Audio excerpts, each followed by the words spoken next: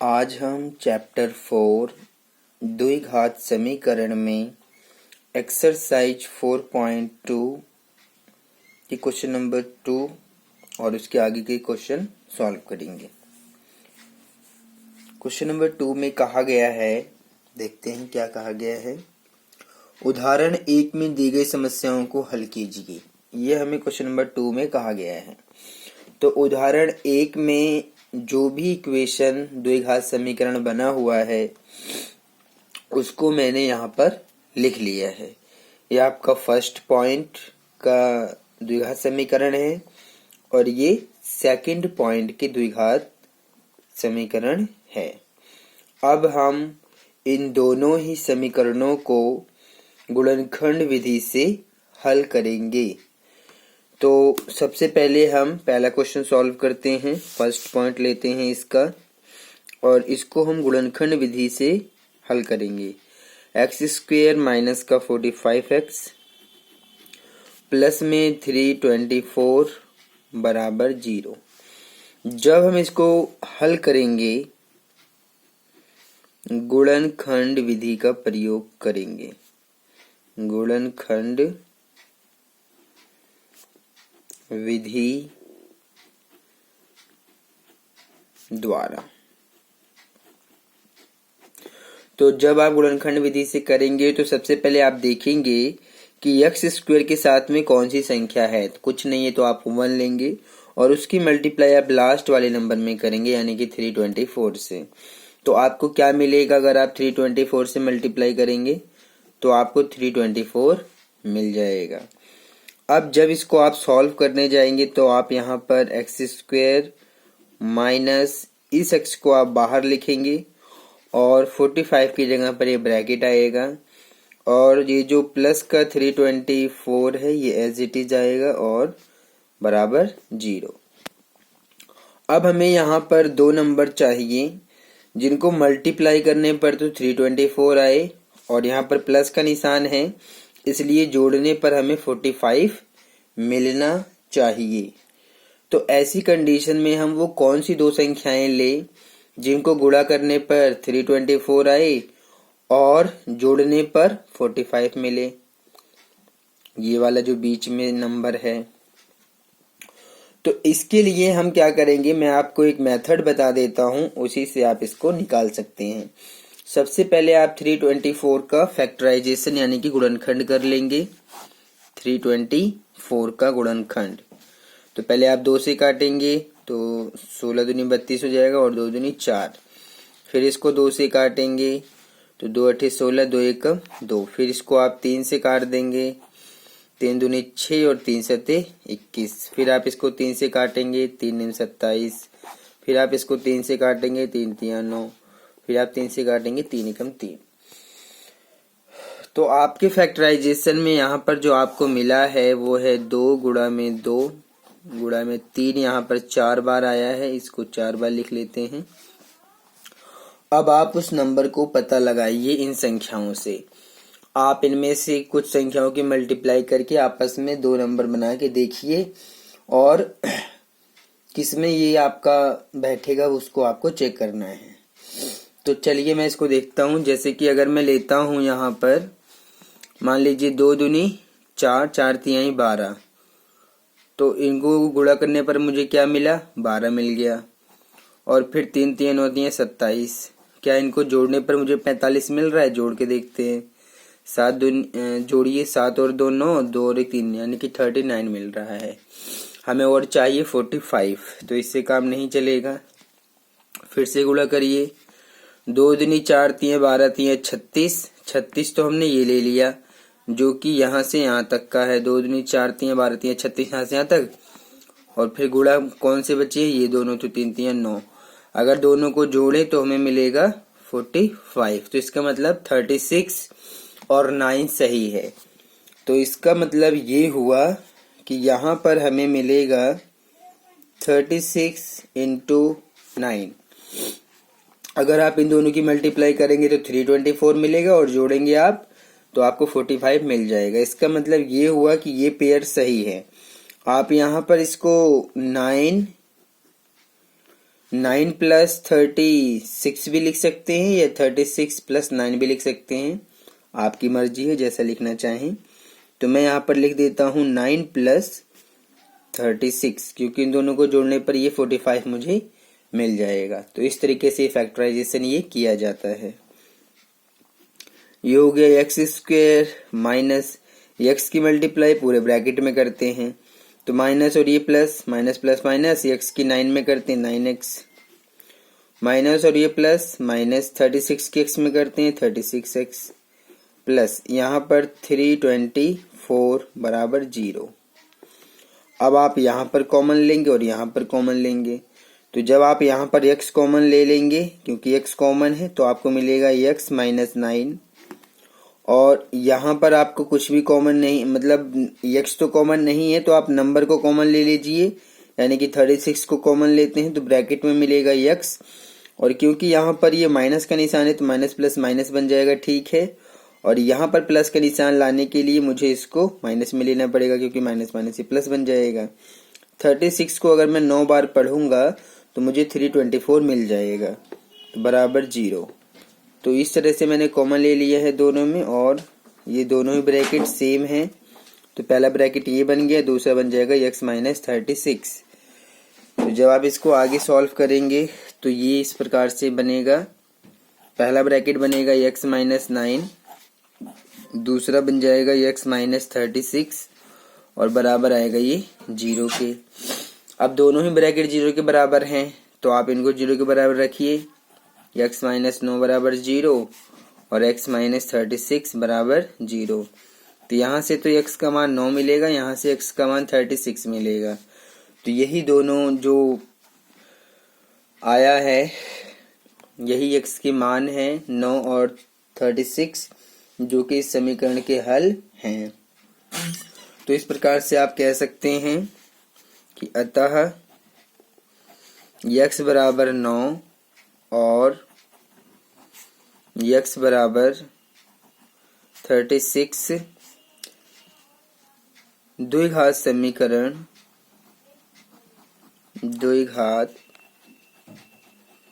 समीकरण कौन सा, x square minus 45x plus का 324 बराबर 0 का मूल है, या फिर आप कह सकते हैं कि हल है। आप हल या फिर मूल कह सकते हैं, ठीक है। तो इस प्रकार से हमारा फर्स्ट पॉइंट ये सॉल्व हो गया। अब हम गुणनखंड विधि से ही सेकंड पॉइंट को भी सॉल्व करेंगे। सेकंड पॉइंट में हमें दिया हुआ है एक्स स्क्वेयर माइनस का 55x प्लस 750 बराबर 0। हमें इसको भी वैसे ही करना है जैसे फर्स्ट पॉइंट को किया गया था। आप सबसे पहले क्या करेंगे, आप एक्स स्क्वायर के साथ में जो नंबर है उसको लेंगे, कुछ नहीं है तो 1 मानेंगे, 1 की मल्टीप्लाई लास्ट वाले नंबर में करेंगे तो 750 मिलेगा। अब इसका फैक्टर के दिए ताकि आपको जोड़ने पर ये 55, क्योंकि यहाँ पर प्लस का निशान है तो जोड़ने पर मिलना चाहिए, माइनस का होता है तो घटाने पर, तो प्लस का निशान है तो जोड़ने पर हमें 55 चाहिए। तो वो कौन से दो नंबर हैं, तो अगर आप 750 का फैक्टराइजेशन करेंगे तो आप इसको अंदाजा लगा सकते हैं। तो 750 का फैक्टराइजेशन कर लेते हैं, ऐसा करने से आपको समझ आएगा कि ये कैसे हम फाइंड कर रहे हैं। इसको 2 से काटते हैं, 2 3 6, 1 बचेगा, 2 सते 14, फिर 1 बचेगा, 2 पंचे 10। फिर इसको आप 3 से करिए, 3 एकम 3, 3 दूनी 6, 3 पचे 15। फिर इसको 5 से करिए, 5 दूनी 10 और 5 पचे 25। फिर 5 से 5 पचे 25, फिर 5 से 5 के 5। तो इस प्रकार से फैक्टराइजेशन हो गया है। इसके जो गुणनखंड आएंगे 2 गुणा में 3 गुणा में 5, फिर गुणा में 5, फिर गुणा में 5। तो 2 3 6 पंचे 30, इनको लेने से 30 मिला, 5 पचे 25 यानी 25। दोनों को जोड़ के देखते हैं तो 5 और 3 और 2 5 यानी 55 मिल गया। और गुणा यानी कि ये ही दो नंबर हैं 30 गुणा में 25। इनको अगर आप जोड़ेंगे तो 55 मिलेगा और गुणा करेंगे तो 750 मिलेगा। तो ये फैक्टराइजेशन के लिए सबसे अच्छे होंगे, इन्हीं का प्रयोग आप करेंगे। तो जब आप इसको सॉल्व करेंगे तो एक्स स्क्वायर माइनस का निशान ये वाला, और इस एक्स को आप बाहर लिखेंगे, 55 की जगह पर ये ब्रैकेट आएगा और प्लस का 750 बराबर 0। इस ब्रैकेट में आप इस पेयर को लिखिए, चाहे आप 25 प्लस 30 लिखें या 30 प्लस 25 लिखें, इससे कोई फर्क नहीं पड़ता है। अब एक्स की गुणा पूरे ब्रैकेट में करते हैं तो हमें मिलेगा x square minus plus minus x की 25 में करते हैं 25 एक्स माइनस प्लस माइनस 30 की एक्स में करेंगे 30 एक्स और प्लस का आ जाएगा 750 और बराबर 0। अब आप इसमें कॉमन लीजिए और इसमें कॉमन लीजिए। यहाँ से आप x कॉमन ले सकते हैं। जब x कॉमन लेंगे तो आपको मिलेगा x माइनस 25 और आप यहाँ से 30 कॉमन ले सकते हैं। 30 कॉमन लेने के बाद आपको यहाँ पर मिलेगा x माइनस 25 बराबर 0। ये ब्रैकेट सेम आ गए हैं इसलिए हमारा फैक्टराइजेशन हो गया है। पहला ब्रैकेट बनेगा x माइनस 25, इन दोनों में कॉमन लेके मतलब दोनों को हम एक बार लिखते हैं और फिर दूसरा ब्रैकेट लिखा जाता है x माइनस का 30। इस प्रकार से ये दोनों ही ब्रैकेट बन गए हैं। अब x का मान निकालने के लिए इनको बराबर 0 के रखा जाएगा, तो x माइनस 25 और x माइनस 30 को 0 के बराबर रखते हैं। तो जब हम x माइनस 25 को 0 के बराबर रखेंगे और x माइनस 30 को भी 0 के बराबर रखेंगे इस प्रकार से, तो यहाँ से x का मान मिलेगा 25 और यहाँ से x का मान मिलेगा 30। तो यानी कि 25 और 30 यही द्विघात समीकरण के हल अर्थात मूल हैं, ये आप लिख सकते हैं। यहाँ पर आप लिखेंगे अतः x का मान 25 जो है और फिर दूसरा भी x का मान 30 है, द्विघात समीकरण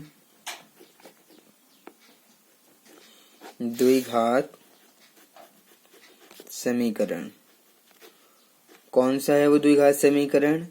वो द्विघात समीकरण है एक्स स्क्वायर माइनस का 55x प्लस 750 बराबर 0 का हल है। ठीक है, तो इस प्रकार से आप इसको देख सकते हैं। ये क्वेश्चन भी कंप्लीट सॉल्व हो गया है। अब हम आगे बढ़ते हैं, क्वेश्चन नंबर 3 को सॉल्व करेंगे। क्वेश्चन नंबर 3 की तरफ अब हम आगे बढ़ते हैं। क्वेश्चन नंबर 3 देखते हैं। क्वेश्चन नंबर 3 में क्या कहा गया है? क्वेश्चन नंबर 3 में कह रहा है, क्वेश्चन नंबर 3 में कि ऐसी दो संख्याएं ज्ञात कीजिए जिनका योग 27 हो और गुणनफल 182 हो। तो दो संख्याओं का योग जो है हमें दिया हुआ है 27 और गुणनफल 182 है। थोड़ा सा चीजों को आप समझिए। दो संख्याएं हैं, तो अगर वो दो संख्याएं हैं तो उसमें एक पहली संख्या होगी और एक दूसरी संख्या होगी। अगर आप ध्यान से देखें, मैं इसमें आपको केवल इतना दिखाना चाहता हूं कि ये जो पहली संख्या है प्लस दूसरी संख्या है, दोनों संख्याओं का योग कितना दिया हुआ है 27। अगर हम इन दोनों में से किसी एक को x मान ले, चलिए मैं पहली संख्या को x मान लेता हूं, तो जब मैं दूसरी संख्या को निकालूंगा तो मुझे कितना मिलेगा वही मैं आपको दिखाना चाहता हूं। तो जब मैं दूसरी संख्या निकालूंगा, क्योंकि मैंने पहली संख्या को x मान लिया है तो पहली संख्या इधर माइनस में आ जाएगी, यानी कि पहली संख्या तो x है और दूसरी संख्या क्या है 27 माइनस x। अगर ऐसा आप मानते हैं तो ये क्वेश्चन आप अच्छे से समझ सकते हैं। इसके बिहाफ पे आप इसको सॉल्व कर सकते हैं। तो चलिए मैं इसका यूज करके इसको सॉल्व कर देता हूँ। पहली संख्या मैंने क्या माना है x, तो जब मैं दूसरी निकालूंगा तो पहली माइनस में चला जाएगा क्योंकि दोनों संख्याओं का योग कितना है 27। तो इसको अगर आप दिमाग में रखते हैं तो ये क्वेश्चन सॉल्व हो जाएगा। तो जब आप इसको सॉल्व करेंगे सॉल्यूशन, तो आप यहाँ पर लिखेंगे कि माना पहली संख्या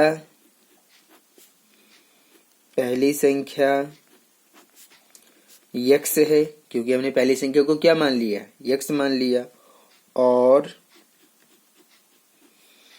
दूसरी संख्या,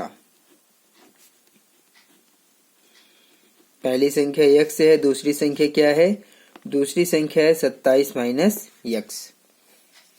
इसको भी दिमाग में रखिएगा, ठीक है। पहली संख्या यक्स है और दूसरी संख्या 27 माइनस यक्स है, ठीक है। अब हम इसको आगे सॉल्व कर सकते हैं। प्रश्नानुसार आप क्वेश्चन में देख सकते हैं कि क्वेश्चन में लिखा हुआ है कि दोनों संख्याओं का जो गुणनफल है वो 182 है, यानी कि इन दोनों का गुणनफल। तो आप गुणनफल निकालिए, यानी कि यक्स की मल्टीप्लाई कीजिए आप 27 माइनस यक्स में, ताकि आप गुणनफल कितना लिखें, ये बराबर होगा 182 के। यक्स की गुणा मैं पूरे ब्रैकेट में कर देता हूं। तो यक्स की 27 में करेंगे 27 यक्स, माइनस का निशान क्योंकि माइनस का है। यक्स की यक्स में करेंगे तो यक्स की पावर 1 ही है और यक्स की पावर 1 जुड़ जाएगा तो यक्स की पावर 2 बराबर 182। अब इन सबको उठा के मैं दूसरी तरफ ले जाऊंगा तो इधर कुछ नहीं बचेगा, 0 हो जाएगा। तो इधर मैं लिखूंगा 0 बराबर यक्स स्क्वायर माइनस में है तो उधर चला जाएगा प्लस में, 27 यक्स प्लस में है तो उधर चला जाएगा माइनस में 27 यक्स। 182 ऑलरेडी उधर है तो ये उधर प्लस में है तो इस प्लस में ही रहेगा 182। अगर आप इसको सीधा करके लिखेंगे तो सीधा करके लिख सकते हैं। क्या लिखेंगे आप सीधा करके इसको, एक्स स्क्वायर माइनस का 27 एक्स प्लस का 182 बराबर 0। इसको आप सीधा करके भी इस प्रकार से लिख सकते हैं और आप इसको देख सकते हैं। तो अगर आप इसको फैक्टराइजेशन गुणनखंड विधि से सॉल्व कर दें तो आपका आंसर मिल जाएगा। तो इसके साथ में 1 है, 1 की मल्टीप्लाई लास्ट में करेंगे तो 182 मिलेगा आपको। और अब आपको दो संख्याएं चाहिए जिनको जोड़ने पर तो मिल जाए 27 और गुणा करने पर मिल जाए कितना, 182। तो आप इसको भी अंदाजा लगा सकते हैं। अगर आप इसको फैक्टराइज कर दें 182 का गुणनखंड कर दें तो आप इसको अभी अंदाजा लगा सकते हैं। तो 2 से काटेंगे, 2 में 18, 2 एकम 2। फिर इसको आप कितने से काटेंगे, आप इसको 7 से काट सकते हैं, 7 एकम 7। और फिर यहाँ पर कितना बचेगा, 2 बचेगा तो 2 7 21। फिर आप इसको 13 से काटेंगे, यानी कि 182 के गुणनखंड में यही मिलेगा। तो आप अगर इन दोनों को ध्यान से देखें तो 7 दूनी 14, 14 में और 13 जोड़ेंगे तो कितना मिलेगा, आप अंदाजा लगा के देख सकते हैं। तो ये मिला 27 मिल गया। तो 27 हमें चाहिए था जोड़ने पर, यानी कि वो है 14 गुणा में 13। अगर इनकी आप गुणा करेंगे तो आपको 182 मिलेगा, जोड़ेंगे तो 27 मिलेगा, यानी कि ये पेयर आपका ठीक रहेगा इस क्वेश्चन को सॉल्व करने के लिए। तो ये रहा एक्स स्क्वायर माइनस एक्स बाहर रहेगा ये, और 27 की जगह पर ये ब्रैकेट लगेगा, प्लस में 82 182 बराबर 0। दो संख्याएं हमारे पास 14 और 13 हैं। इनको आप जैसे चाहे वैसे लिखिए, चाहे 13 प्लस 14 लिखिए या फिर 14 प्लस 13 प्लस 14 या 14 प्लस 13, इससे कोई फर्क नहीं पड़ता है क्योंकि दोनों को जोड़ने पर आपको 27 मिल रहा है। तो जब आप एक्स की गुणा पूरे ब्रैकेट में करेंगे तो माइनस प्लस माइनस 13 की एक्स में करेंगे 13x, माइनस प्लस माइनस 14 की एक्स में करेंगे 14x, और फिर प्लस का 182 बराबर आएगा 0 के। इसमें भी कॉमन लीजिए, इसमें भी कॉमन लीजिए। यहाँ पर आप x कॉमन लेंगे तो आपको x माइनस 13 मिलेगा, और फिर आप यहाँ पर भी 14 कॉमन ले सकते हैं तो आपको x माइनस 13 मिलेगा बराबर 0। तो अगर आप ध्यान से देखेंगे तो पहला जो इसमें ब्रैकेट, ये दोनों ही कॉमन, मतलब कि दोनों ही ब्रैकेट सेम है, तो इसका मतलब फैक्टराइजेशन सही हुआ है। और पहला जो ब्रैकेट बनेगा वो x बराबर x माइनस 13 बनेगा, दूसरा बनेगा x माइनस 14, यानी कि इन दोनों से, और बराबर रहेगा 0 के। अब दोनों ही ब्रैकेट 0 के बराबर हैं तो दोनों को 0 के बराबर रख के x का मान निकाल लीजिए। तो x माइनस 13 को भी 0 के बराबर रखेंगे और x माइनस 14 को भी 0 के बराबर रखेंगे। यहाँ से x का मान 13 मिलेगा और यहाँ से x का मान 14 मिलेगा। तो x के दोनों ही मान वो दोनों संख्याएं हैं जो हमें ज्ञात करना है। ठीक है, यानी कि आप कह सकते हैं कि पहली संख्या 13 है और दूसरी संख्या 14 है।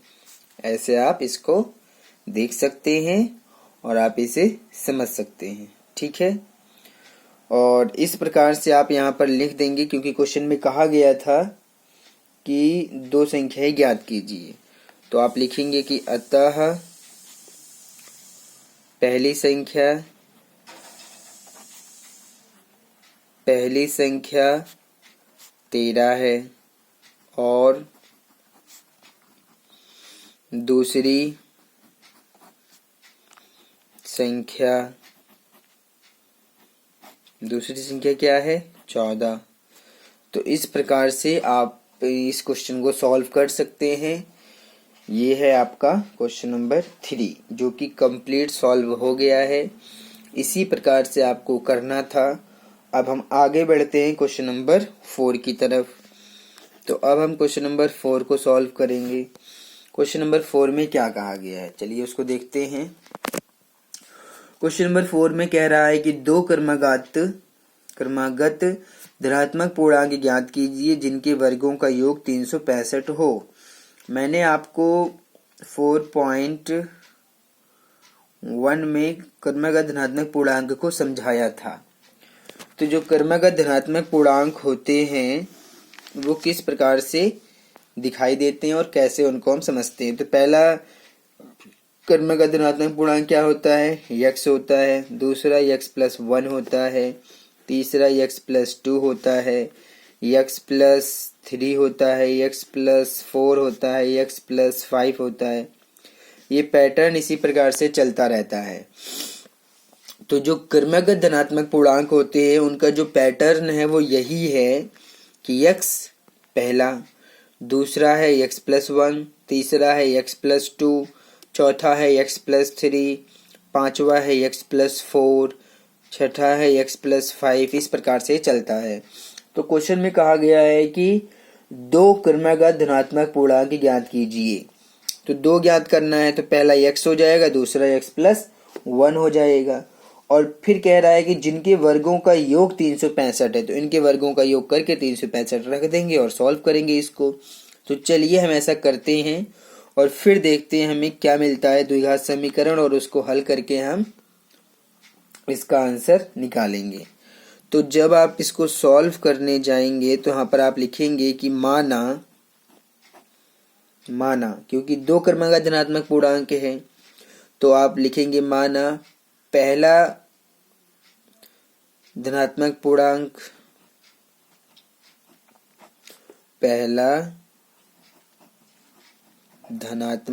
क्योंकि दो है ना इसलिए पहला धनात्मक पूर्णांक इसको मानेंगे x और दूसरा धनात्मक पूर्णांक को मानेंगे हम x+1, क्योंकि ये पैटर्न के हिसाब से लिया। अगर 3 होता तो x, x+1, x+2, 4 होता तो x+1, x+2, x+3। ऐसे हम क्रमागत धनात्मक पूर्णांकों को लेते हैं। लेकिन दो बोला है तो यही दोनों रहेंगे। फिर आप लिखेंगे प्रश्नानुसार कह रहा है आगे कि उनके वर्गों का योग, यानी कि पहले तो आप x और x+1 लिखिए, यही है ना। इनका वर्ग कीजिए, वर्ग का मतलब स्क्वायर। इनके वर्गों का वर्ग का मतलब क्या है? स्क्वायर है। आपने पहले धनात्मक पूर्णांक का भी वर्ग कर दिया, दूसरे का भी वर्ग कर दिया। अब वर्गों का योग करिए और बराबर कर दीजिए कितना? 365 के। तो जब आप इसको ऐसे भी लिख सकते हैं x² प्लस ब्रैकेट में x+1 का होल स्क्वायर बराबर 365। तो ये तो सॉल्व होगा नहीं, ये x² ही रहेगा। इसमें आप a+b का होल स्क्वायर लगा के इसको सॉल्व कर सकते हैं और फिर आप एक द्विघात समीकरण बना के इसको हल कर सकते हैं और आपका आंसर मिल जाएगा। तो चलिए हम ऐसा करते हैं। तो पहला रहेगा आपका एक्स स्क्वायर प्लस दूसरा रहेगा एक्स प्लस 1 का होल स्क्वायर बराबर 365। अगर आप यहाँ पर ए प्लस बी का होल स्क्वायर लगा दें तो ये आपका होता है ए प्लस बी का होल स्क्वायर बराबर होता है ए स्क्वायर प्लस 2ab प्लस का बी स्क्वायर। अगर हम x को यहाँ पर a माने, 1 को यहाँ पर b माने और a प्लस बी का होल स्क्वायर लगा दें तो जहाँ पर a है वहाँ x लिखेंगे, जहाँ b है वहाँ 1 लिखेंगे इसके अंदर, क्योंकि ये चीज़ तो आपको दिया हुआ है, a प्लस बी का होल स्क्वायर दिया है। तो इसको सॉल्व कर लेते हैं। तो ये मिलेगा एक्स स्क्वायर प्लस पहला बनता है ए स्क्वायर, तो ए यहाँ पर एक्स है यानी कि एक्स स्क्वायर हो जाएगा, प्लस 2 गुणा ए का मान यहाँ पर एक्स है और बी का मान 1 है क्योंकि इनके बीच में गुणा का निशान रहेगा, प्लस फिर बी स्क्वायर करिए, बी यानी कि 1 का स्क्वायर और फिर बराबर 365। तो ये रहा एक्स स्क्वायर फिर एक्स स्क्वायर प्लस 2 की गुणा x और 1 में करेंगे तो आपको 2x मिलेगा और ये 1 का स्क्वायर ही रहेगा 1 और बराबर 365। इन दोनों को प्लस करिए तो ये बन जाएगा 2x स्क्वायर और ये हो जाएगा प्लस का 2x और प्लस का 1। 365 इधर माइनस में आ जाएगा क्योंकि वहाँ पर ये प्लस में है तो माइनस में आ गया, बराबर क्या लिख देंगे आप 0 के। तो अब आप इसको 2x स्क्वायर प्लस का 2x और ये माइनस का बचेगा 365 में से जब एक घटा देंगे क्योंकि प्लस माइनस में घटेगा तो 364 बराबर 0। आप इस पूरे समीकरण को 2 से भाग कर सकते हैं। जब आप इसको 2 से भाग कर देंगे तो आपको मिलेगा एक्स स्क्वायर प्लस का x माइनस का 2 एकम 2, 2 अठे 16, 2 दूनी 4, 182 बराबर 0। अब आपको ये मिलेगा। तो अगर आप इसको सॉल्व करते हैं क्योंकि द्विघात समीकरण बन गया है, x का मान आपको मिल जाएगा। चलिए x का मान निकाल लेते हैं। तो यहाँ पर कुछ नहीं, तो 1 की मल्टीप्लाई 182 में करेंगे तो 182।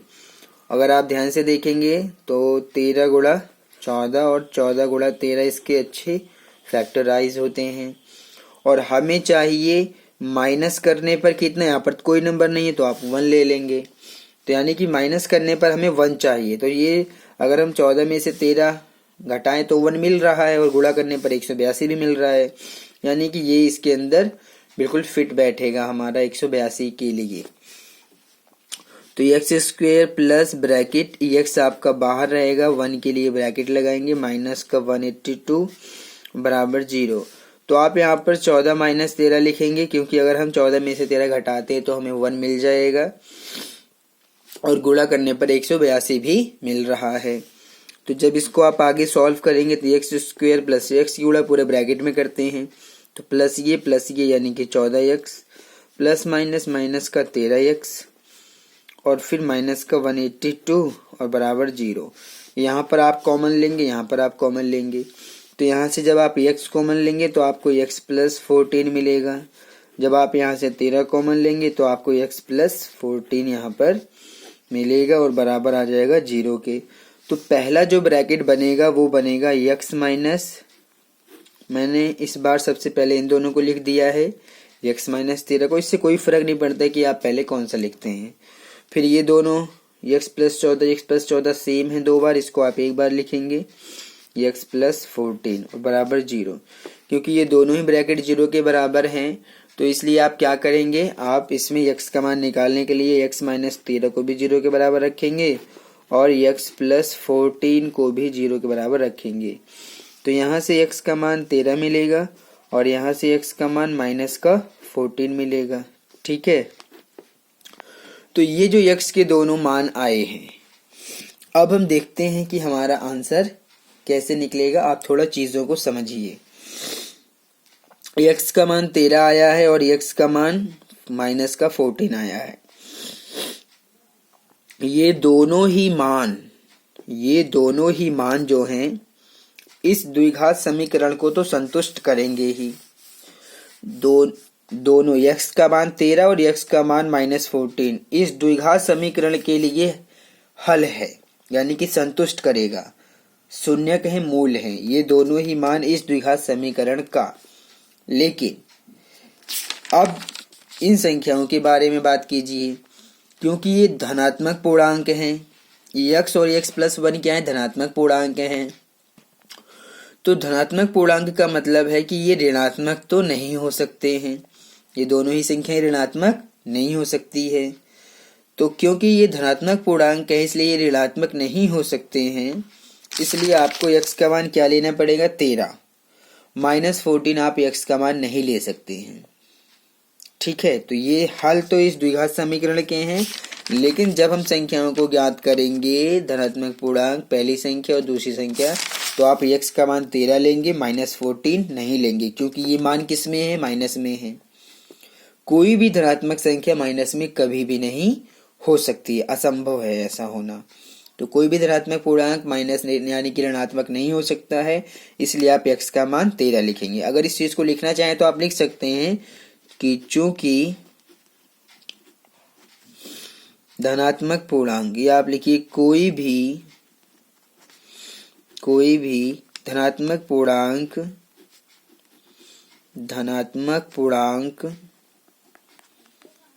क्योंकि ये जो हमारे पास दोनों संख्याएं हैं वो आप देख सकते हैं कि दोनों संख्याएं तो धनात्मक हैं, इसलिए हम ऐसा लिख रहे हैं कि कोई भी धनात्मक पूर्णांक ऋणात्मक नहीं हो सकती है, ऋणात्मक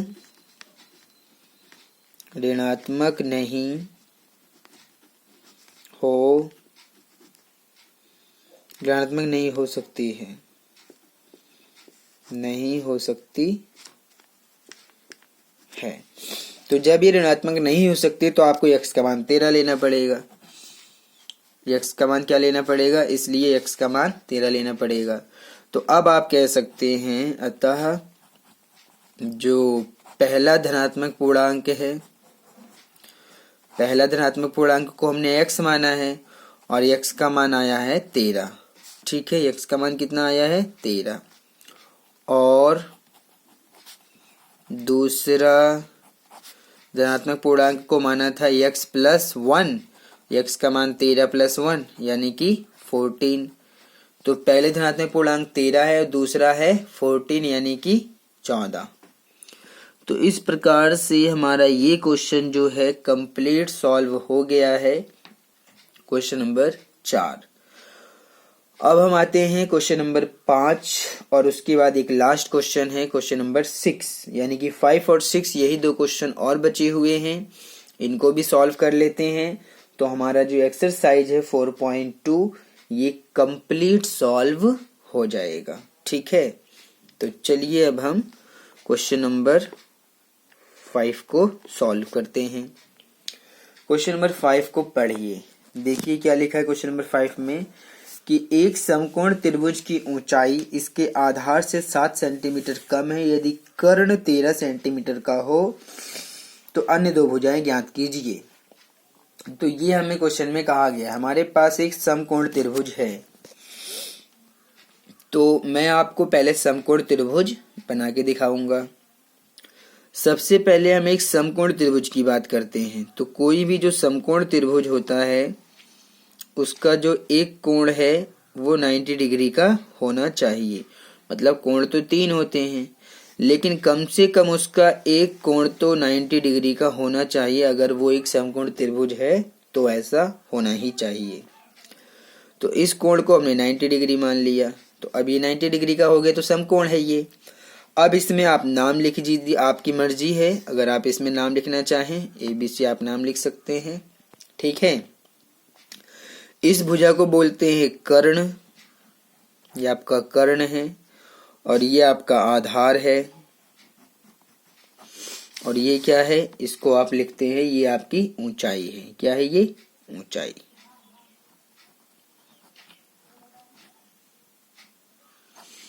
तो इन चीजों को आप ध्यान से देखिए और समझिए। क्वेश्चन में हमें कहा गया है कि कर्ण जो है वो 13 सेंटीमीटर है। कर्ण कितना है, 13 सेंटीमीटर। तो अगर हमारे पास कर्ण 13 सेंटीमीटर है तो कम से कम अब हमें आधार ज्ञात करना है और ऊंचाई भी ज्ञात करना है।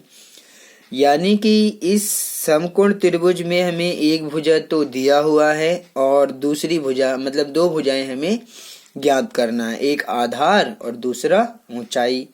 इन दोनों को अगर हम ज्ञात कर लें तो हमारा क्वेश्चन सॉल्व हो जाएगा।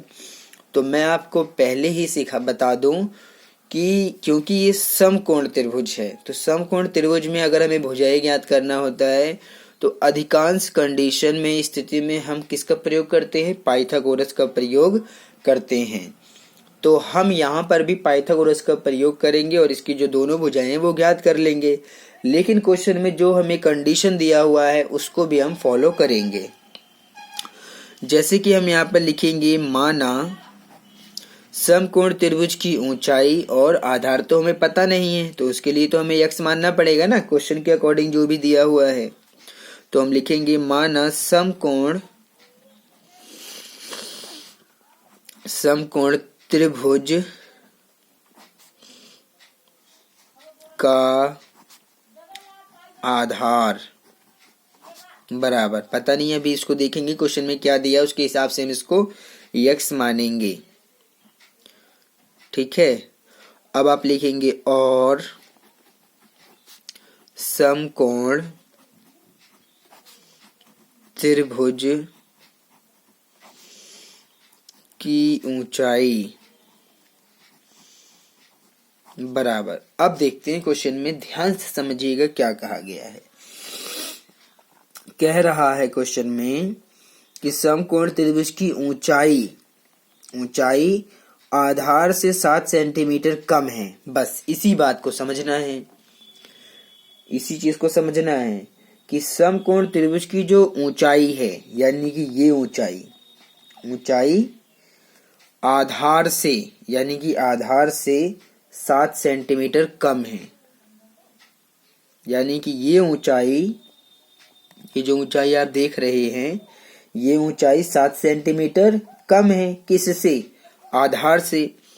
अगर आधार हमारा x हो जाए तो ये कितना होगा, x माइनस 7 होगा। कितना होगा? क्योंकि क्वेश्चन में कहा गया है कि जो ऊंचाई है वो आधार से 7 सेंटीमीटर कम है।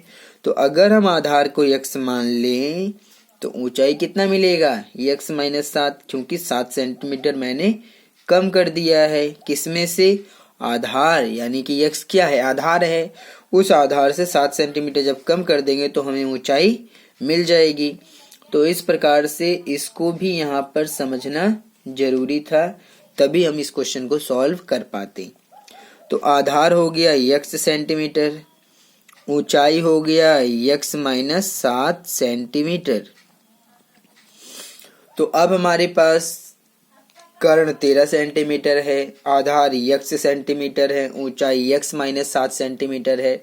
तो अगर आप पाइथागोरस का प्रयोग करें तो यहाँ पर आसानी से आप इनकी तीनों भुजाओं, यानी कि दो, एक तो पता ये दोनों भुजाएं ज्ञात कर सकते हैं। तो अब आप लिखेंगे कि पाइथागोरस प्रमेय द्वारा, पाइथागोरस प्रमेय द्वारा। तो पाइथागोरस प्रमेय क्या होता है? पाइथागोरस प्रमेय होता है कर्ण का स्क्वायर बराबर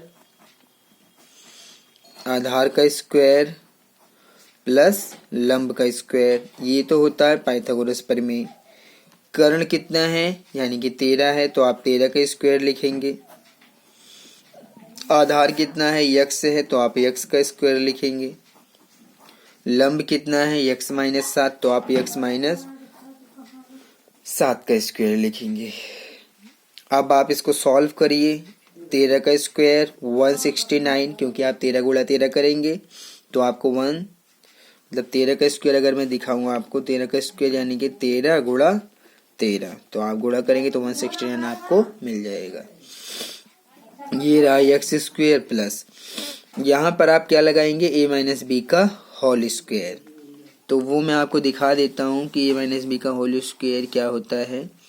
a माइनस बी का जो होल स्क्वायर होता है वो बराबर होता है a स्क्वायर माइनस का 2ab प्लस का b स्क्वायर।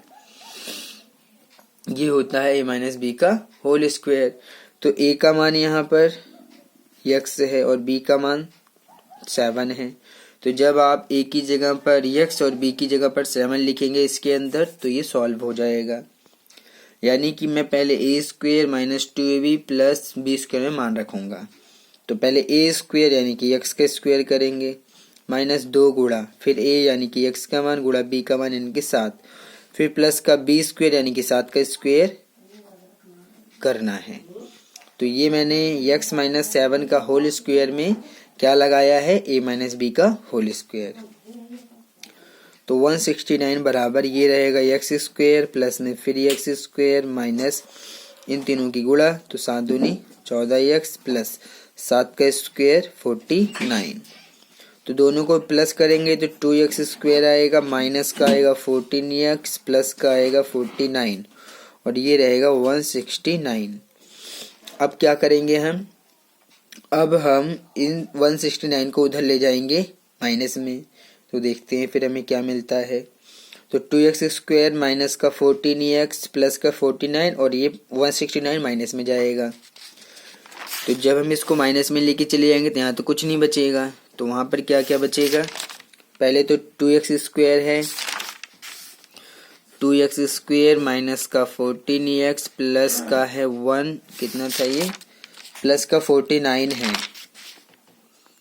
प्लस का 49 और माइनस का 169 यानी कि 169 को यहाँ से हम दूसरी तरफ ले गए माइनस में, तो ये मिला।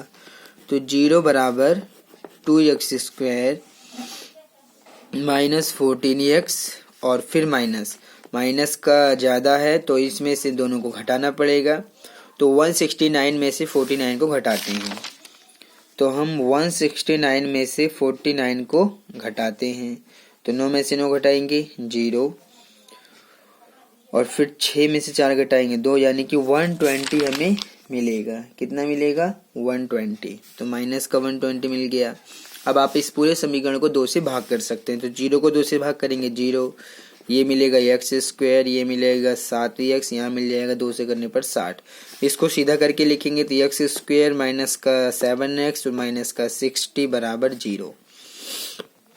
अगर हम इसको गुणनखंड विधि से हल कर दे तो x का मान मिल जाएगा, और अगर हमें x का मान मिलेगा तो ये सॉल्व हो जाएगा क्वेश्चन। x स्क्वायर के साथ में कुछ नहीं तो आप 1 मानेंगे, 1 की मल्टीप्लाई 60 में करेंगे तो आपको 60 मिलेगा। अब आपको दो संख्याएं चाहिए जिनको माइनस करने पर, क्योंकि यहाँ पर माइनस का निशान है, तो माइनस करने पर कितना आना चाहिए 7। तो अगर आप ध्यान से देखिए तो 12 पंचे कितना होता है 60 और घटाने पर 7 मिल जाएगा। इसका मतलब ये पेयर सही रहेगा इस क्वेश्चन को सॉल्व करने के लिए। तो ये रहेगा x स्क्वायर माइनस x और ये 7 की जगह पर ब्रैकेट लगाएंगे माइनस का 60 बराबर 0।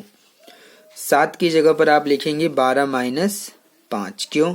क्योंकि 12 में से 5 घटाने पर 7 आपको मिल जाएगा। x की उड़ा पूरे ब्रैकेट में करते हैं तो x square minus plus minus x की 12 में करेंगे 12x minus minus plus x की 5 में करेंगे 5x माइनस का 60 और बराबर 0। अब आप इसमें कॉमन लीजिए और इसमें कॉमन लीजिए। इसमें कॉमन लेंगे तो x और ब्रैकेट में x माइनस 12 प्लस यहाँ 5 कॉमन लेंगे तो आपको x माइनस 12 मिल जाएगा बराबर 0। तो पहला ब्रैकेट बना x माइनस 12, दूसरा बना x प्लस 5 और बराबर 0।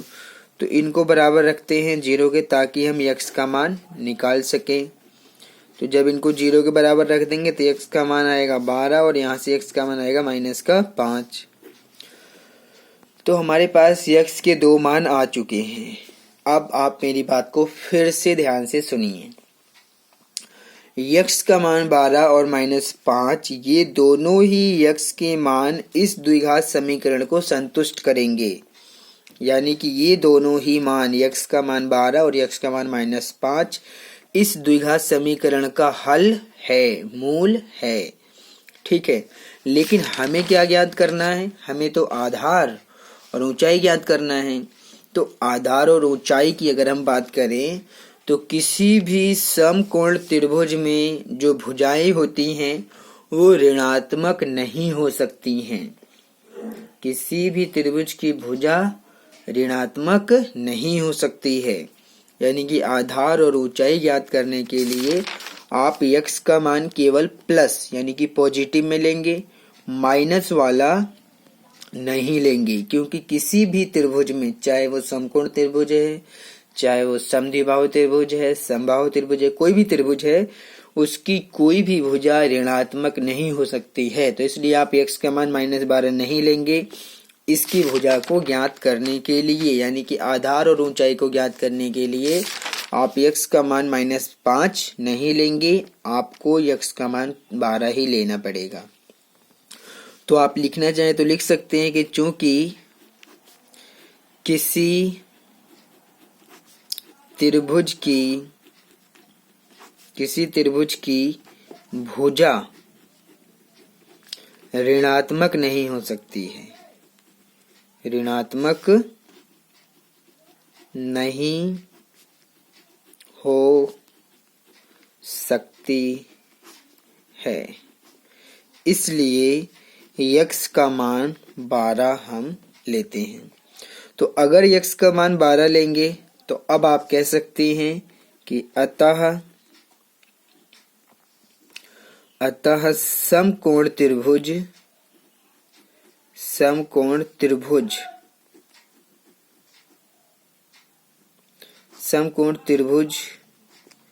का आधार को क्या माना गया था, बताइए। आधार को माना गया था x, यानी कि x का मान कितना है 12, यानी कि आधार तो है 12 सेंटीमीटर, क्योंकि चीजें सेंटीमीटर में दी हुई हैं, भुजाएं सारी सेंटीमीटर में हैं। और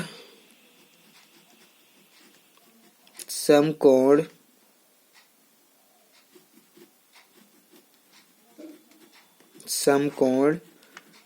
त्रिभुज की ऊंचाई, समकोण त्रिभुज की जो ऊंचाई है उसको क्या माना गया था, उसको माना गया था x - 7 माना गया है, यानी कि x में से 7 घटाना पड़ेगा। तो x का मान तो 12 है, 12 में से 7 को घटा देते हैं, तो 12 में से 7 घटाइए, 7 5 12 यानी कि 5 सेंटीमीटर। आप कह सकते हैं कि आधार तो है 12 सेंटीमीटर और जो समकोण त्रिभुज की जो ऊंचाई है वो 5 सेंटीमीटर है। इसी प्रकार से आप इसको कर सकते हैं, क्योंकि x - 7 इसकी ऊंचाई थी, x का मान तो 12 है, तो 12 - 7 हो जाएगा, घटाने पर 5 मिलेगा, तो ये आपकी ऊंचाई है। तो इस प्रकार से हमारा ये जो क्वेश्चन नंबर 5 था ये कंप्लीट सॉल्व हो गया है। इस एक्सरसाइज 4.2 में एक लास्ट क्वेश्चन बचा हुआ है, क्वेश्चन नंबर 6 बचा हुआ है। इसको अगर हम और सॉल्व कर लें तो हमारा पूरा एक्सरसाइज कंप्लीट हो जाएगा। तो चलिए हम क्वेश्चन नंबर 6 को भी सॉल्व कर लेते हैं। तो क्वेश्चन नंबर 6 को सॉल्व करते हैं, ठीक है। तो चलिए करते हैं। क्वेश्चन नंबर 6 में क्या कहा गया है कि एक कुटीर उद्योग एक दिन में कुछ बर्तनों का निर्माण करता है। एक विशेष दिन यह देखा गया कि प्रत्येक नग की लागत रुपए में उस दिन के निर्माण किए गए बर्तनों की संख्या के 2 गुने से 3 अधिक था। यदि उस दिन की कुल निर्माण लागत 90 रुपए थी तो निर्मित बर्तनों की संख्या और प्रत्येक नग की लागत ज्ञात कीजिए। ठीक है, तो ये चीजें हमें ज्ञात करना है। एक ज्ञात करना है निर्मित बर्तनों की संख्या, यानी कि उस दिन कितने बर्तन बनाए गए थे, और प्रत्येक नग की लागत क्या है, ये यहाँ पर आपको समझना है। ठीक है, तो यहाँ पर हमें लागत को समझना पड़ेगा। क्या समझना पड़ेगा? लागत। लागत का अर्थ क्या है, मैं इस लागत को आपको पहले समझा देता हूँ, फिर हम क्वेश्चन को सॉल्व करेंगे। यहाँ पर लागत का समझ आना बहुत जरूरी है। इस लागत को चलिए मैं यहाँ पर समझा देता हूँ कि लागत शब्द का क्या अर्थ होता है। देखिए, ये जो लागत है, लागत मतलब कॉस्ट। कोई भी जो उत्पादक होता है, प्रोड्यूसर होता है, वो किसी भी वस्तु को पहले बनाता है फिर उसको बेचता है। तो बनाने के लिए उसमें जो भी खर्चे आते हैं उसको हम बोलते हैं लागत। तो इसमें जो है 2 चीजें होती हैं। सबसे पहले इसमें होती है कि हम जैसे मान लीजिए खिलौना बनाते हैं, या चलिए यहाँ पर तो बर्तन बनाने की बात कर रहा है, बर्तन बनाते हैं तो एक बर्तन को बनाने में कितना पैसा लग रहा है। पहले तो हम एक बर्तन को देखेंगे, यानी कि एक बर्तन को बनाने की लागत, एक बर्तन को बनाने की लागत, यानी कि एक बर्तन कितने रुपए का बन रहा है। और फिर गुणा करते हैं, किससे गुणा करेंगे, जितने बर्तन आप बनाना चाहते हैं, यानी कि बर्तनों की संख्या, बर्तनों की संख्या। अगर आप ऐसा करते हैं तो आपको कुल लागत मिलेगा। क्या मिलेगा, कुल लागत मिलेगा। आप ध्यान से समझिएगा, एक बर्तन को बनाने की लागत कितने रुपए है और फिर बर्तनों की संख्या कितना है, तो आप अगर दोनों की गुणा कर दें तो कुल लागत आपको मिल जाएगा। अगर आप कुल लागत ज्ञात करना चाहते हैं तो पहले आप ज्ञात कीजिए कि एक बर्तन को बनाने में कितना पैसा लग रहा है। तो हम मान लेते हैं कि एक बर्तन को बनाने में मुझे 50 रुपये खर्च करना पड़ रहा है, और एक बर्तन को बनाने में 50 रुपये खर्च हो रहा है, और मैं एक दिन में 500 बर्तन बनाता हूँ। बात को समझिएगा, 50 रुपये क्या है, एक बर्तन को बनाने की लागत, और एक दिन में कितने बर्तन बन रहे हैं, यानी कि बर्तनों की संख्या है 500। तो जब आप कुल लागत निकालेंगे तो दोनों की गुणा करनी पड़ेगी, यानी कि 5 पचे 25,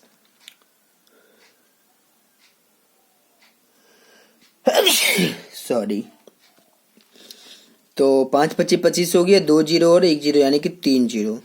इसका मतलब एक दिन में 25,000 रुपये लगेंगे कुल लागत के रूप में। आपको केवल कुल लागत को समझना ही पड़ेगा। आप कुल लागत तभी निकाल सकते हैं जब आपके पास में एक बर्तन को बनाने की लागत पता होगी और बर्तनों की संख्या पता होगी। अगर आपको एक बर्तन को बनाने की लागत पता है और बर्तनों की संख्या पता है तो आप उसके कुल लागत को इस प्रकार से निकाल सकते हैं और आप द्विघात समीकरण बना के इसको हल कर सकते हैं। थोड़ा सा इस चीज़ को दिमाग में रखिएगा, तो हो सके तो आपके समझ में ये क्वेश्चन अच्छे से आ जाएगा। एक बर्तन को बनाने की लागत को आप कह सकते हैं, इसको आप इस रूप में भी कह सकते हैं कि प्रत्येक बर्तन की लागत।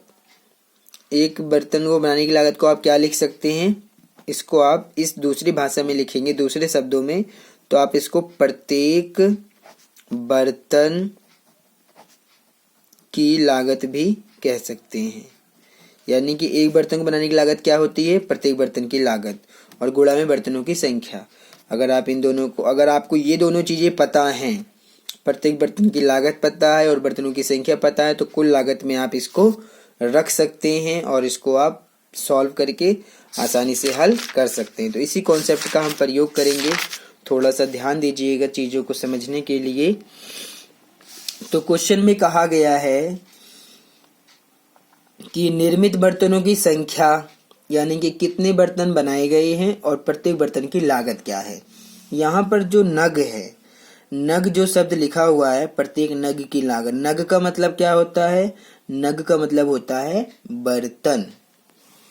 तो इस क्वेश्चन को समझने के लिए आप इसको यक्स का प्रयोग करेंगे। तो आप लिखेंगे कि माना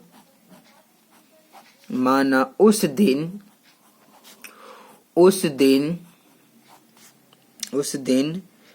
निर्मित बर्तनों की संख्या, निर्मित का मतलब बने हुए, उस दिन निर्मित बर्तनों की संख्या, एक तो हमें इस पे ध्यान देना है कि कितने बर्तन बनाए गए थे, ठीक है, और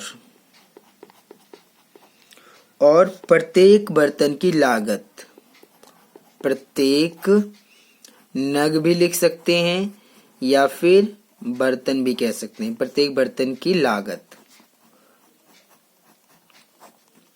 अगर हमें ये दोनों चीजें पता चल जाएं तो जब आप कुल लागत निकालेंगे प्रश्नानुसार करके, प्रश्नानुसार जब आप कुल लागत निकालेंगे तो कैसे निकालेंगे, आप लिखेंगे कुल लागत बराबर प्रत्येक नग की लागत, प्रत्येक नग की लागत गुणा में बर्तनों की संख्या। गुणा में क्या लिखेंगे, बर्तनों की संख्या। ऐसा करके आप कुल लागत निकाल सकते हैं। लेकिन क्वेश्चन में तो हमें कुल लागत दिया हुआ है, ध्यान दीजिएगा क्या दिया है। यदि उस दिन की कुल लागत, कुल निर्मित लागत 90 रुपए थी, यानी कि कुल लागत तो हमें 90 रुपए दिया हुआ है। अब हमें केवल दो चीजों को चाहिए, एक चाहिए कि बर्तनों की संख्या कितनी है, दूसरा चाहिए प्रत्येक नग की लागत कितनी है। तो हम प्रत्येक नग की लागत और बर्तनों की संख्या को क्वेश्चन में जो दिया हुआ कंडीशन है उसको पढ़ के ध्यान से समझेंगे और फिर उसको हम निकालेंगे, ताकि हम यहाँ पर रख के उसको आसानी से हल कर सके और हमारा जो आंसर है वो भी आसानी से निकल जाए। ठीक है, क्वेश्चन बहुत इजी है, केवल चीजों को समझिए। केवल दो चीजें ही यहाँ पर इम्पोर्टेंस हैं समझने के लिए, एक है बर्तनों की संख्या और एक है प्रत्येक नग की लागत। अगर आप दोनों की गुणा करते हैं तो आपको कुल लागत मिल जाएगा। तो कुल लागत का फॉर्मूला हमने यहाँ पर लगाया है कि कुल लागत बराबर बर्तनों की संख्या और गुणा में प्रत्येक नग की लागत। तो दो चीजें हमें चाहिए जो कि हम क्वेश्चन में दिए हुए कंडीशन के अकॉर्डिंग रखेंगे। तो चलिए देखते हैं क्या कंडीशन है क्वेश्चन में। क्वेश्चन में कह रहा है कि एक कुटीर उद्योग एक दिन में कुछ बर्तनों का निर्माण करता है। अब वो कुछ बर्तन, हमें पता ही नहीं है कि कितने बर्तन बन रहे हैं, अंदाजा ही नहीं है कोई। तो एक विशेष दिन यह देखा गया कि यहां से लेकर यहां तक अगर आप बात को समझ लें, यहां से प्रत्येक नग की निर्मित लागत से लेकर 3 अधिक थी, ये लाइन अगर यहाँ पर आप पूरा समझ लें तो आपको दोनों चीजें मिल जाएंगी। कहाँ से समझना है, प्रत्येक नग की निर्मित लागत रुपयों में यहां से लेके अधिक थी, यहां तक अगर आप बात को समझ लेते हैं तो आपको प्रत्येक बर्तन की लागत भी मिल जाएगी और बर्तनों की कुल संख्या भी मिल जाएगी। तो बहुत ही ध्यान से इस चीज को समझिए। देखिए क्या लिखा है, इसमें लिखा गया है कि एक विशेष दिन यह देखा गया कि जो प्रत्येक नग की लागत है वो उस दिन के निर्माण किए गए बर्तनों की संख्या से 2 गुने से 3 अधिक थी। यानी कि जो प्रत्येक नग की लागत है, प्रत्येक नग की लागत का मतलब ये चीज, प्रत्येक नग की लागत जो है, इसको आप ध्यान से समझिएगा कि प्रत्येक नग की लागत, यानी कि ये जो है प्रत्येक नग की लागत है, ये उस दिन निर्माण किए गए बर्तनों की संख्या के 2 गुने से 3 अधिक थी। अगर हम मान लें कि निर्माण किए गए बर्तनों की संख्या x थी, अगर हम इसको x मान लें, क्योंकि हमें पता ही नहीं कि उस दिन कितने बर्तन बने थे, तो अगर हम निर्माण किए गए बर्तनों की संख्या को x मान लेते हैं तो प्रत्येक नग की लागत क्या होगी। तो प्रत्येक नग की लागत उसने बोला है कि प्रत्येक नग की जो लागत है वो उस दिन के निर्माण किए गए बर्तनों की संख्या के 2 गुने से, यानी कि x का 2 गुना करिए, यानी कि 2x, 2 गुने से 3 अधिक, यानी कि +3। यही कंडीशन यहाँ पर आपको समझना था। ध्यान से बात को समझिए। क्वेश्चन में यही कह रहा है कि जो प्रत्येक नग की लागत है वो उस दिन निर्माण किए गए बर्तनों की संख्या के 2 गुने से 3 अधिक है। तो अगर निर्माण किए गए बर्तनों की संख्या को x मान लिया जाए, उस दिन निर्माण किए गए बर्तनों की संख्या को हमने क्या मान लिया, x मान लिया है, तो प्रत्येक नग की जो लागत मिलेगी वो निर्माण किए गए बर्तनों की संख्या का 2 गुना, यानी कि 2x, और फिर 3 अधिक यानी कि +3। तो अब आपके पास में दोनों चीजें हैं, निर्माण किए गए बर्तनों की संख्या x भी है और प्रत्येक नग की लागत 2x + 3 भी है। अगर आप इसको रख दें तो आपका आंसर मिल जाएगा। तो चलिए रख देते हैं। तो प्रत्येक नग की लागत में आप क्या लिखेंगे, आप लिखेंगे 2x + 3 और फिर गुणा बर्तनों की संख्या कितनी आ गई है, x। अब आप इसको हल करिए और आंसर निकाल दीजिए। x की गुणा पूरे ब्रैकेट में करते हैं तो x किस में करेंगे, तो 2x² + 3 की x में करेंगे 3x। ठीक है, 90 को उठा के उधर ले जाते थे, इधर कुछ नहीं बचेगा 0, यानी कि 2x² + का 3x माइनस का 90। इसको सीधा करके लिखेंगे तो 2x² + का 3x माइनस का 90 बराबर 0। इसको सीधा करके भी लिखा जा सकता है, इस प्रकार से लिखा जाएगा जो आपके सामने है। अब आप क्या करेंगे, अब आप इसको हल करेंगे किससे, गुणनखंड विधि से। तो हमें 2 संख्याएं चाहिए। ठीक है, चलिए पहले इसको सॉल्व तो करें। x² के साथ में 2 है, 2 की गुणा 90 में करेंगे तो हमें मिल जाएगा 9 दूनी 18 यानी कि 180 मिलेगा। अब हमें 2 संख्याएं चाहिए जिनको घटाने पर, यहाँ की माइनस का निशान घटाने पर कितना मिले, 3। तो वो दो कौन सी संख्या है जिनको घटाने पर 3 मिलेगा। अगर आप 15 में से 12 घटाएंगे तो कितना मिलेगा बताइए, 15 में से 12 घटाने पर 3 मिल जाएगा और गुणा करने पर 180 भी आपको मिल जाएगा। तो इसका मतलब ये सही रहेगा इस क्वेश्चन को सॉल्व करने के लिए। तो जब आप इसको सॉल्व करेंगे 2x² + x, 3 की जगह पर ब्रैकेट आएगा माइनस का 90 बराबर 0। हमारे पास दोनों संख्याएं हैं 15 और 12। अगर हम 15 में से 12 को घटा दें तो हमें कितना मिलेगा, 3 मिल जाएगा। इसका मतलब 3 सही है ये। इसका मतलब 12 और 15 इस क्वेश्चन को सॉल्व करने के लिए जो पेयर हमें चाहिए वो सही है। अब हम x की गुणा पूरे ब्रैकेट में करते हैं तो ये मिलेगा 2x² + x की 15 में करेंगे 15x प्लस माइनस माइनस 12 की x में करेंगे 12x माइनस का 90 और बराबर 0। अब हमें केवल कॉमन लेना है। तो अगर हम देखें ध्यान से तो हमें यहाँ पर कॉमन नहीं मिलेगा, लेकिन हम x कॉमन ले सकते हैं। अगर x कॉमन लेंगे तो यहाँ मिलेगा 2x और प्लस का मिलेगा 15 ये। अब अगर हम यहाँ पर कॉमन लें, यहाँ पर आप क्या कॉमन ले सकते हैं, आप यहाँ पर क्या कॉमन ले सकते हैं, 6 कॉमन ले सकते हैं। 6 कॉमन लेंगे तो आपको यहाँ पर मिलेगा 6 दूनी 12 यानी कि 12 था तो 2 मिलेगा और साथ में x भी रहेगा और फिर प्लस का निशान, क्योंकि माइनस प्लस माइनस ये माइनस हो गया, माइनस प्लस माइनस। ठीक है, अब क्योंकि 90 है तो 6 का पाड़ा 15 बार पढ़िए तो 15 6 90, ठीक है, बराबर 0। तो दोनों ही ब्रैकेट बन गए। पहला ब्रैकेट बना 2x + 15, दूसरा ब्रैकेट बना x - 6 बराबर 0। x का मान निकालने के लिए आप यहाँ पर इन दोनों ही ब्रैकेट को 0 के बराबर रखेंगे। तो चलिए दोनों ब्रैकेट को 0 के बराबर रखते हैं। तो हमें पहला ब्रैकेट जो मिलेगा, पहला जो ब्रैकेट हमें मिलेगा वो मिल जाएगा 2x प्लस का 15 बराबर 0 और फिर मिलेगा x - 6 बराबर 0। यहाँ से तो x का मान निकालना आसान है, ये जब निकालेंगे तो +15 माइनस में जाएगा, फिर x का मान निकालेंगे तो -15, 2 यहाँ गुणा में है तो बटे में चला जाएगा। तो x का मान 1 आया है -15/2 और 1 आया है 6, यानी कि x का मान -15/2 और x का मान 6, ये दोनों ही इस द्विघात समीकरण को पूरा पूरा संतुष्ट करेंगे। यानी कि इस द्विघात समीकरण का तो हल है ये दोनों ही मान। लेकिन ये जो हमें निर्मित बर्तनों की संख्या और प्रत्येक नग की लागत ज्ञात करना है, यहाँ पर जो x का मान लेंगे हम वो इन दोनों में से कौन सा लेंगे, ये यहाँ पर हमारे लिए समझना जरूरी है।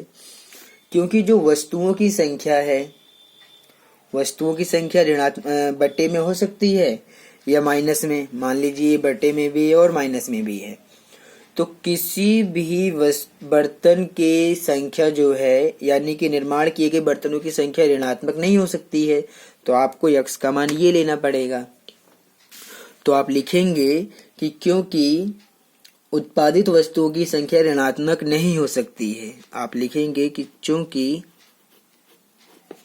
निर्मित, लिख सकते हैं आप, निर्मित बर्तनों की संख्या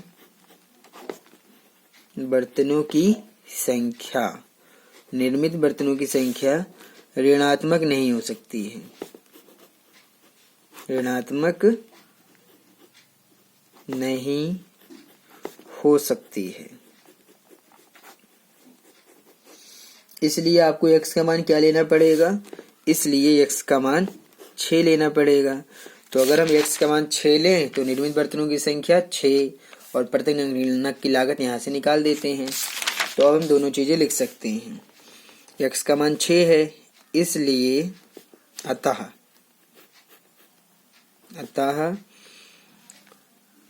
निर्मित बर्तनों की संख्या,